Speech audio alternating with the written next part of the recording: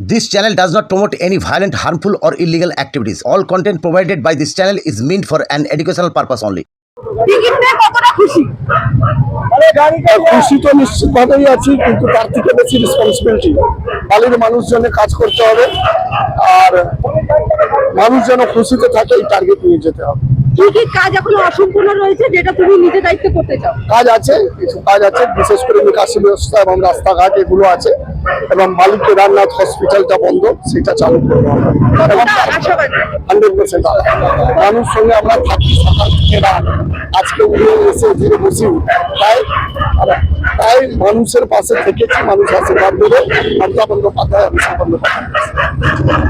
উত্তর হাওড়া থেকে মমতা বন্দ্যোপাধ্যায় আপনার নাম ঘোষণা করেছে, কি বলবেন? মমতা বন্দ্যোপাধ্যায় এবং অভিষেক বন্দ্যোপাধ্যায়, আমি একটা কথা বলি যে আমার এবার বার্তা 1,60,000 মানুষের কাছে যে 2021 থেকে 2026 আমি মানুষের জন্যে কি কাজ করেছি। অর্থাৎ পরীক্ষা দেওয়ার সময় পরীক্ষায় বসতে গেলে কোয়েশ্চেন পেপারে অ্যান্সার দিতে হয়। তা কোয়েশ্চেনটা আমি অ্যান্সারগুলো দিয়েছি, 5 বছরে কি করেছি, আর এক্সামিনার নাম হচ্ছে, সেটা হচ্ছে এই 1,60,000 মানুষ। তারা আমার খাতাটা দেখবে এবং তারা রায় দেবে নির্বাচন। এর থেকে বড় কিছু নেই। আমার একটাই খালি কাজ, একটাই কথা, আমি কি করেছি 21 থেকে 26 এলাকার মানুষের জন্য, ঘুষুড়ি থেকে পিলখানার জন্য। মানুষ সেটা ঠিক করবে, অর্থাৎ মানুষ হচ্ছে এক্সামিনার, আর আমি হচ্ছি একজন, এইবার আমি হচ্ছি একজন পরীক্ষক। এই হচ্ছে ব্যাপার। এসআইআর নিয়ে একটা বড় ইস্যু, কেন উত্তর হাওড়ায় অনেক সংখ্যক মানুষের নাম বাদ গেছে, সেটা কতটা প্রভাব ফেলবে বলে আপনার মনে হয়? সেটা নির্বাচন কমিশনের কাজ করেছে, এবং সেটা অবৈজ্ঞানিক কাজ, অসাংবিধানিক কাজ, যার কোনো সিস্টেম ছিল না। কিন্তু তবু আমি বলি, প্রচুর মানুষকে বিচারে দিনের নামে এখনও বন্দি করে রেখে দেওয়া হয়েছে। সে ট্রেন ছাড়লে পরে আরএসি যেরকম হয়, এটা ঠিক হচ্ছে না। আমরা আশায় রয়েছি যে 3টে ক্ষেপে আমাদের সাপ্লিমেন্টারি লিস্ট বেরোবে। আমরা আশায় রয়েছি যে আমরা আদালতের প্রতি পূর্ণ দ্বারস্থ হয়ে বলছি যে মানুষকে রেহাই দিক, মানুষকে স্বস্তি দিক, তাদের জমি বাড়ি ভিটে লড়াইয়ের রক্ষার্থে যারা ন্যায্য ভোটার তাদেরকে আগামী দিনে ভোটাধিকার প্রয়োগ করার ক্ষমতা দিই। আগামী বিজেপির প্রার্থী দাঁড়িয়েছেন উমেশ রায়, এবং ইতিমধ্যেই দেখা গেছে হচ্ছে গিয়ে ব্রিগেডে এক মহা জনসমাগম হয়েছে, সেখানে তারা সেই ভিত দেখেই বলছে হচ্ছে গিয়ে যে এবারে গোটা পশ্চিমবঙ্গে গেরুয়া ঝড় বইবে। আমি আবার বলি, ব্যক্তির সাথে ব্যক্তির লড়াই হতে পারে না। আমরা যারা পলিটিক্যাল ছেলে, আমরা 98 সাল থেকে মাটি কামড়ে পলিটিক্স করতে করতে আজকে এই জায়গায় এসেছি। আমি তো কাউন্সিলর, মেয়র পরিষদ ছিলাম। আমাদের লড়াই হয় ইস্যুর ওপরে, সিস্টেমের ওপরে, একটা ইডিওলজির ওপরে। ব্যক্তির সাথে কোনো ব্যক্তির লড়াই হতে পারে না। আজকে ক্ষমতা যার আছে, কাল কিন্তু ক্ষমতা চলে যায়। আবার যার ক্ষমতা না থাকে, কাল কিন্তু ক্ষমতা আসে।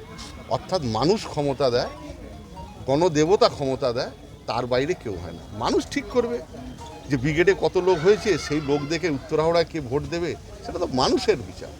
আমি কি কাজ করেছি সেটা মানুষ ঠিক করবে। ওই যে বললাম, পরীক্ষা দিয়েছি আমি, আর সেখানে কোয়েশ্চেন পেপার চেক করবে, সেটা হচ্ছে মানুষ।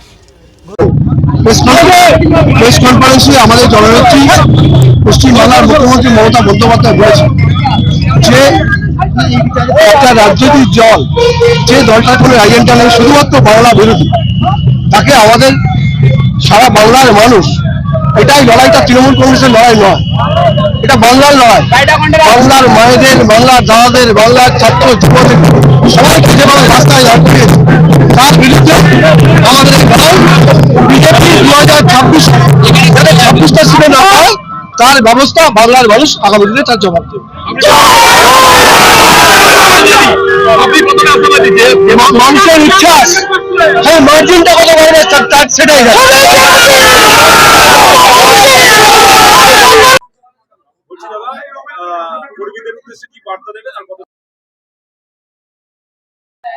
মমতা বন্দ্যোপাধ্যায়ের সরকার, মামাটি মানুষের সরকার 15 বছর ধরে যে উন্নয়নের কাজ করেছে, সেই উন্নয়নের বার্তা মানুষের কাছে পৌঁছে দিতে হবে। এবং বাংলা বিরোধী যে শক্তি বিজেপি, ভারতীয় জনতা পার্টি, তারা প্রতি মুহূর্তে বাংলার মানুষের সাথে যে বঞ্চনা, বাংলার মানুষের ওপর যে অত্যাচার করছে, সেই বার্তা মানুষের কাছে পৌঁছে দেওয়ার জন্য আমরা কর্মীদের কাছে অনুরোধ করব। বলছি কবে থেকে বেরোচ্ছেন প্রচারে? দেখুন, এখনই আমাদের কর্মীরা সবাই সমবেত হয়েছে।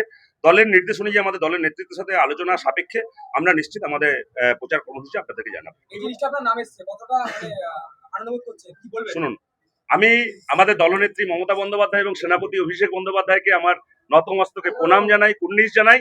আমার উপর ভরসা রাখার জন্য, আমাকে দায়িত্ব দেওয়ার জন্য ডোমজুড়ে নিশ্চিতভাবে তারা যে আমার উপর ভরসা আস্থা রেখেছেন, সেই ভরসা আস্থার সম্মান দেওয়ার সর্বত চেষ্টা করব। ডোমজুড়ে কি বলছে, ডোমজুড়ে কত ভোটে? দেখুন, ডোমজুড়ে একটা রেকর্ড মার্জিনে এবারে জয় হবে, এটা আপনারা নিশ্চিত লিখে রাখতে পারেন। নতুন কেন্দ্রে দায়িত্ব পেলেন শিবপুর বিধানসভা কেন্দ্র, গুরুত্বপূর্ণ একটা কেন্দ্র। কিছু বলার নেই, আমি কৃতজ্ঞতা জানাই আমাদের নেত্রী মমতা বন্দ্যোপাধ্যায় এবং অভিষেক বন্দ্যোপাধ্যায়ের সেনাপতিত্বে যেভাবে তৃণমূল কংগ্রেস আমার উপর ভরসা রেখেছেন, দ্বিতীয়বারের জন্য আমাকে মনোনীত করেছেন শিবপুর কেন্দ্র থেকে। আমি তাদের সকলকে, আমি দলের কাছে কৃতজ্ঞ যে আমার উপর আস্থা রাখার জন্য। এখন লক্ষ্য একটাই এই মুহূর্তে, যে 29শে এপ্রিল শিবপুর কেন্দ্র থেকে বিপুল ভোটে জয়লাভ করে নেত্রীর হাতে তুলে দেওয়া। এই এখন সংগঠনের ভাই বোনদের নিয়ে এটাই এখন আমাদের সম্ভব। হ্যাঁ, সব সংগঠনের ভাই বোনেরা সকলে এসছেন, দাদারা এসছেন। হ্যাঁ, তাদের সঙ্গে সৌজন্য সাক্ষাৎ হচ্ছে। ওই কেন্দ্রে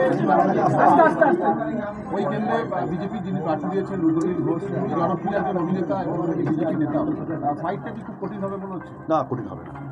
আসলে প্রবলেম হচ্ছে রুদ্রনীলবাবু এমন একটা দলের হয়ে দাঁড়িয়েছে যে দলটা পায়ের তলায় জমি নেই।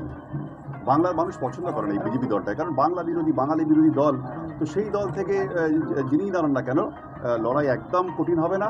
আমরা অত্যন্ত সহজভাবে এবং বিপুল ভোটে আমরা জয়লাভ করব, সকলকে নিয়েই কথা দিয়ে দিলাম। প্রচার তো আজ থেকে শুরু, এই তো যাবো এবার, এই সব ভাই বোনদের নিয়ে আবার এখন যাবো, শিবপুরেই যাবো। সেখানে অপেক্ষা করছেন আরও বহু আমার সংগঠনের ভাই বোনেরা, সবার সাথে দেখা করবো। হ্যাঁ, জানবো আগে জেনে বুঝে, কিন্তু প্রচার এখন থেকে শুরু, এক্ষুনি শিবপুরেই যাবো আমি। কেমন?